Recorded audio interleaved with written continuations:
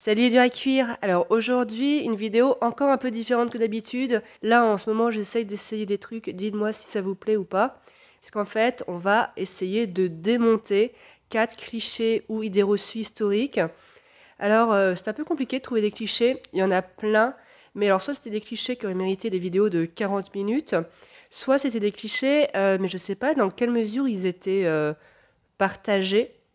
Donc écoutez, j'ai pris 4 idées reçues et vous allez me dire en commentaire si ce que vous en pensez et si vous connaissez ces clichés, si vous y adhérez ou si vous savez que c'était faux. Et écoutez, sans plus tarder, attaque-moi la vidéo.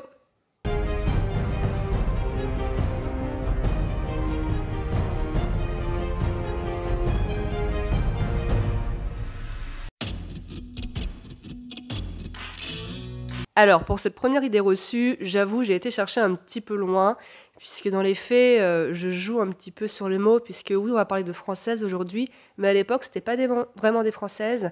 Enfin, vous allez comprendre. Alors, on entend souvent, et c'est vrai dans les faits, que les femmes françaises ont obtenu le droit de vote en 1944 et qu'elles ont pu voter pour la première fois en 1945 à l'occasion de municipales. Alors, on peut trouver une petite exception quand même à cette généralité, dans le sens où certaines Françaises d'aujourd'hui avaient déjà eu le droit de vote. Il s'agissait des femmes corses. En effet, et ça je ne sais pas si vous le saviez, mais la Corse, c'est la première république démocratique moderne, puisqu'en 1755, Pascal Paoli, le héros de l'indépendantisme corse, souvent on dit que ouais, c'est Napoléon, le héros de la Corse. Pas tant que ça. Après, s'il y a des Corses, dites-le en commentaire, mais moi j'ai l'impression que c'est plutôt Pascal Paoli, hein, l'héros, le héros corse. Et donc Pascal Paoli va rédiger, ou enfin, chapeauter la rédaction d'une constitution en 1755. Tous les hommes corses de plus de 25 ans ont le droit d'élire des représentants, mais pas que les hommes. En effet, les veuves et les femmes célibataires de plus de 25 ans vont elles aussi avoir le droit de s'exprimer. En fait, tout simplement parce que on estimait que ces femmes avaient le statut de chef de famille et que du coup, elles étaient assez indépendantes pour bénéficier d'un libre arbitre. Parce qu'une des raisons pour lesquelles on a tant tardé pour donner le droit de vote aux femmes, c'est parce qu'on partait du principe qu'elles étaient soumises à une autorité paternelle ou l'autorité du mari, et que du coup, elles obéissaient aveuglément à ce que disait cette figure d'autorité, et que du coup, elles n'avaient pas de libre arbitre. Mais Pascal Paoli n'aurait pas inventé grand-chose, puisqu'il semblerait que dès le XVIe siècle, alors que la Corse appartenait encore à la République de Gênes, les veuves avaient déjà le droit de vote. Donc lui, en fait, il n'a fait que élargir ce droit aux célibataires et l'a couché par écrit. Bon, malheureusement, cette parenthèse citoyenne va être de courte durée, puisque quand la Corse va être attachée à la France en 1769, les femmes corses vont perdre leurs droits, même si les Corses vont quand même encore faire preuve d'avant-gardisme, puisqu'en 1943, il faut savoir que Ajaccio, ça a été une des premières villes françaises libérées, et donc du coup, les résistants corses vont organiser des élections municipales anticipées, et ils vont permettre aux femmes de voter et même de se faire élire. Il y avait déjà eu des femmes théoriquement élues conseillères municipales en 1925. De mémoire, je crois qu'il y avait eu 7 femmes communistes un peu partout. Il y en avait notamment eu une à Douarnenez, la fameuse Joséphine Pencalette. J'en ai parlé, je crois, il y a longtemps dans ma vidéo sur la Bretagne. Vraiment un personnage, mais malheureusement le Conseil d'État avait invalidé l'élection de ces femmes. Donc voilà, bravo aux Corses d'avoir été si avant-gardistes sur ce sujet. En rédigeant ce deuxième sujet, je me suis demandé si c'était pas un sujet un petit peu niche. En fait, j'avais un doute sur si oui ou non les filles du roi étaient une figure quand même connue en France. Forcément, au Québec, elles sont considérées comme les mères de la patrie. Mais en France, en fait, je crois qu'elles sont passées à la trappe. Donc du coup, reminder sur qui sont les filles du roi. Donc en 1661, Louis XIV est très embêté puisque le peuplement de la Nouvelle-France, donc les territoires français en Amérique du Nord, c'est un échec. Il y a à peine 3000 coureurs des bois, négociants en fourrure et quelques religieuses qui y habitent, alors que à côté, la Nouvelle-Angleterre, elle a une population dynamique qui croît.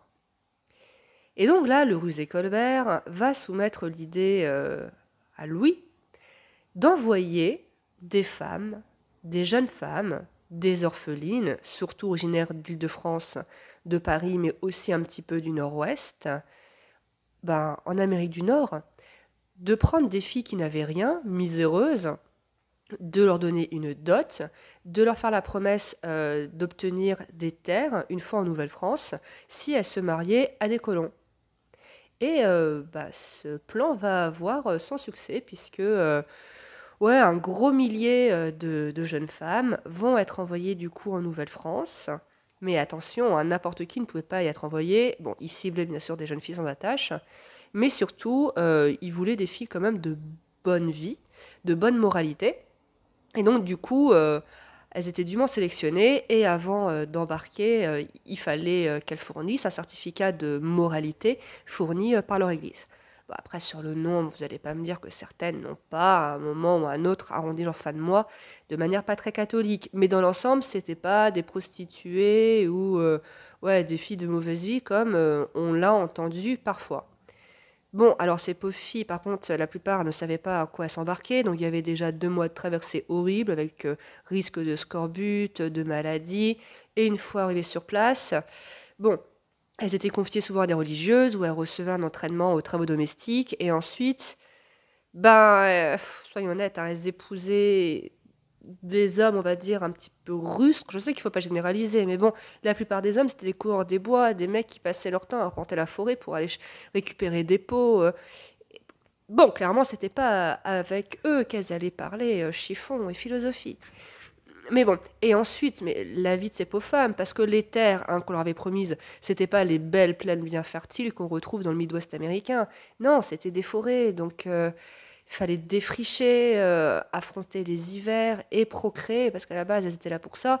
Pour ça, ça va marcher, hein, puisque ces filles du roi ont eu en moyenne 7 enfants, et en 20 ans, la population de la Nouvelle-France va être multipliée par 3. Même si il y avait quand même un taux de retour assez élevé. Un bon nombre de ces jeunes femmes ensuite sont retournées en métropole. Et pourtant, elles étaient demandées. Il faut dire que Louis XIV, il a bien fait des choses. Et à partir de 1670, par exemple, un édit va être proclamé qui interdisait aux hommes non mariés d'obtenir la licence de trappeur, de coureur des bois, de négociant. Autant dire que tous ces rustres-là, ils se sont précipités pour faire des mariages à la hâte, hein. Et donc, d'où elle vient cette mauvaise réputation de ces braves femmes? Et je suis pas du tout ironique, hein, c'est vrai, elles ont dû avoir une vie horrible pour la plupart. En fait, ça vient de 2 choses. Déjà, la mauvaise réputation que la cour de Versailles leur donnait, parce que forcément, elles ont fait l'objet de moult colibés, et entre filles du roi, filles de joie, la blague était facile. Et la deuxième chose, c'est en fait une confusion entre différents convois de femmes. Je m'explique, comme ça marchait bien au Québec, la France s'est dit qu'on pouvait faire la même chose avec la Louisiane. Bon, dans les faits, ça a moins bien marché en Louisiane. Donc, il y avait également des filles de la cassette, c'est comme ça qu'on les appelait. Et il faut savoir aussi que sous la Régence, notamment à partir de 1719, plusieurs femmes de mauvaise vie vont être bannies en Louisiane, excusez-moi, des prostituées, des criminels, des mendiantes, des vagabondes. Et donc plusieurs centaines de femmes vont y être envoyées. Et c'est vrai que dès lors, il va y avoir une confusion entre ces femmes de Louisiane, ces femmes du Québec. Et c'est vrai qu'on va généraliser et dire qu'en fait, toutes ces femmes exilées en Nouvelle-France, c'était des gourgandines, quoi, des filles de mauvaise vie. Alors que non, faut pas confondre ces différents flux migratoires. Bon, alors démonter ce cliché a été un peu compliqué pour moi parce que je déteste les chiffres. Or, pour le faire, j'ai lu des articles sur Percé, sur Kern, où il y avait plein de tableaux et tout. Mais bon, ça valait le coup. Parce que oui, souvent, quand on pense Ancien Régime, on imagine une pauvre gamine de 12 ans épouser un homme mature. Bon, dans les faits, là, je parle que de la France. Donc, c'est vrai, je pourrais pas m'avancer sur les autres pays. Mais en France, c'est pas vrai, ça c'est un mythe. Bon, alors certes, théoriquement, une petite fille de 12 ans pouvait se marier. Ça, on le doit au droit romain.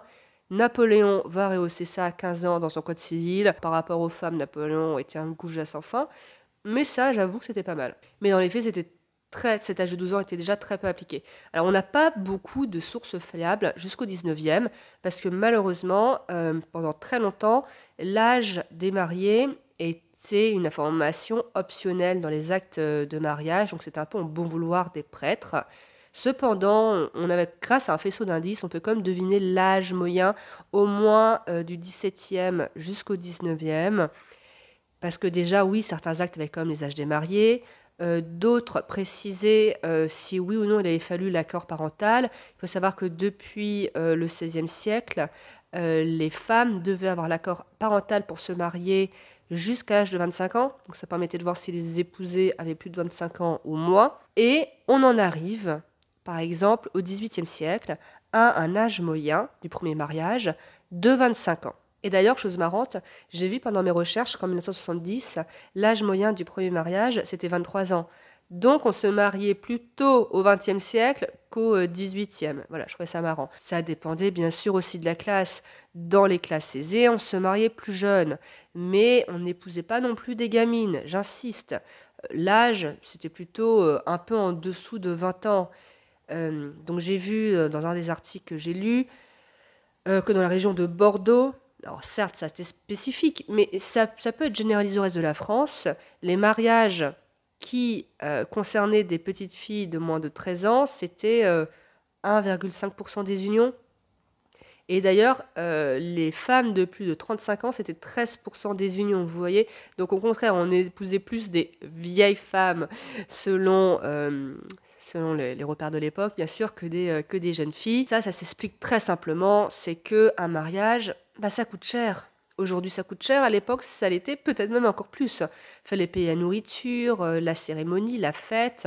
Et du coup, les gens du peuple devaient travailler, en fait, plusieurs années pour pouvoir financer un mariage et ensuite l'installation, la dot. Et donc, du coup, ouais, les classes populaires devaient travailler. Et d'ailleurs, le concubinage était quelque chose d'admis, du moins dans les villes. Parce que forcément, vous n'allez pas penser que les gens allaient rester célibataires pendant 25 ans. Ça choquait pas. Bon, là, je vous parle beaucoup du XVIIe siècle et après, parce que il y a plus de sources. Bon, au Moyen-Âge, ça a été plus difficile de trouver des informations. Au Moyen-Âge, j'ai pas trouvé. Sur le bas Moyen-Âge, c'est vrai qu'on est plus proche du 17 ans que du 25. Mais bon, là encore, on parle pas de petites filles prépubères, quoi. On parle quand même déjà de fin de l'adolescence. Donc voilà, la plupart des gens de l'Ancien Régime n'étaient pas des monstres qui jetaient en peinture leurs petites filles à des hommes 4 fois plus âgés qu'elles. Il y en a eu, mais heureusement, c'était pas la majorité.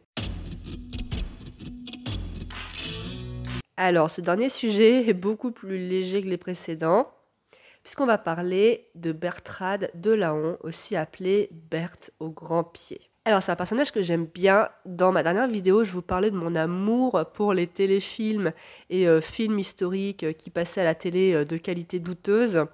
Et un autre film que j'aimais bien regarder, qui était passé sur Arte, je crois, genre en 2000 ou en 2001, c'était Charlemagne, le prince à cheval, pareil, un téléfilm en plusieurs parties. Et il y avait notamment Berthe au grand pied, donc, qui était la mère de Charlemagne, qui était dépeinte de manière vraiment remarquable. Hein. Dans le premier épisode, elle est vraiment beaucoup mise en avant. Et c'est vrai qu'à un moment, il y a Charles qui la regarde et qui, pour se moquer d'elle, lui dit « Ah, c'est vrai que t'as vraiment des grands pieds. » Et donc, du coup, je me suis toujours demandé « Mais pourquoi est-ce qu'on parle de Berthe au grand pied ?» Avant de répondre à cette question, déjà un petit topo, même si j'ai plus ou moins spoilé le personnage. Berthe, c'est pas n'importe qui, c'est une descendante de Clovis, c'est la femme de Pépin le Bref, c'est donc la mère de Charlemagne, mais aussi du frère de celui-ci, Carloman, et c'est vraiment une femme, comment dire, qui a marqué ses contemporains. Déjà, Pépin était fou amoureux d'elle, et il lui permettait par exemple d'assister aux assemblées, donc quand il y avait des débats, elle assistait, et elle avait l'oreille de son mari, franchement, il n'hésitait pas à la consulter sur les affaires du royaume. Et à la mort de Pépin, c'est Berthe, ou Bertrade, hein, comme vous préférez, qui va servir d'appui à ses deux fils qui se détestaient au passage. Ça va être une grande diplomate, Elle va passer son temps à aller d'un côté à l'autre du royaume pour justement nouer des alliances et faciliter la vie de ses fils, surtout de Charles, hein, qui était le fils qui avait le plus besoin de sa mère. D'ailleurs, elle va se battre comme une louve pour lui organiser un super mariage et ainsi asseoir son autorité. Elle va négocier le mariage de Charles avec notamment Désirée de Lombardie, puisque la Lombardie était un des territoires les plus riches. Donc non, vraiment une femme de premier plan. Et elle s'inscrit comme ça dans une lignée de grandes reines, Frédégonde, Brunhilde. Ah, Frédégonde, on l'aime ou on l'aime pas, mais elle a quand même, au moins, elle était active. Ça, on peut pas le lui enlever. Mais aussi plus tard, Blanche de Castille, la mère à poigne de Saint-Louis, franchement, Marguerite de Provence, Yolande d'Aragon, j'adore Yolande d'Aragon. La belle-mère de Charles VII, pareil, une tueuse politique. Mais alors, Berthe, pourquoi est-ce qu'on l'affube de ce qualificatif de grand pied? Ben en fait, il semblerait qu'elle soit née avec un pied beau. Donc les générations ultérieures vont savoir hein, qu'il y avait un problème là par rapport à ses pieds, mais la vérité va être déformée. Alors est-ce que c'est une mauvaise traduction d'un texte ou le bouche à oreille, vous savez, le fameux téléphone arabe, qui fait que quand on dit un truc A à la fin, on a un truc F? Et bien en fait, il va y avoir un très célèbre poème qui va être publié au XIIIe siècle, appelé Berthe au grand pied. Ah, ça va être un best-seller. Hein. En gros, ce poème raconte l'histoire de Pépin, fiancé à Berthe au grand pied. Donc Berthe va être amenée à la cour de son mari, mais sur le chemin, elle va être victime d'un complot. Donc elle va s'enfuir dans la forêt pour sauver sa vie. C'est une autre femme qui va se faire passer pour Berthe et épouser Pépin. Sauf que un jour, lors d'une partie de chasse, Pépin va tomber dans la forêt sur une belle jeune femme qui errait. Et en fait, il va reconnaître Berthe, notamment grâce à ses grands pieds. Donc du coup, l'autre femme va être, je sais plus, exécutée. Bon, à mon avis, elle n'a pas dû faire long feu. Pépin va épouser Berthe et vivre heureux et avoir beaucoup d'enfants, vous savez la suite. Et donc c'est pour ça que dans l'histoire, la pauvre Berthe est devenue Berthe au grand pied. Bon, alors en tout cas, j'espère que vous avez aimé cette vidéo qui sort un peu de l'ordinaire. Dites-moi hein, si vous aviez déjà entendu parler de certaines de ces idées reçues ou de ces clichés. Et comme d'habitude, hein, si vous avez aimé, n'hésitez pas à liker, à vous abonner, à partager. Moi, ça me fait hyper plaisir. Régulièrement, je regarde le nombre de likes et tout, et je suis vachement contente quand ça progresse. Et à l'inverse, quand ça progresse pas, je me pose des questions. Je me dis peut-être qu'il y a un truc qui n'a pas marché. Et moi, je vous dis à très bientôt. Salut!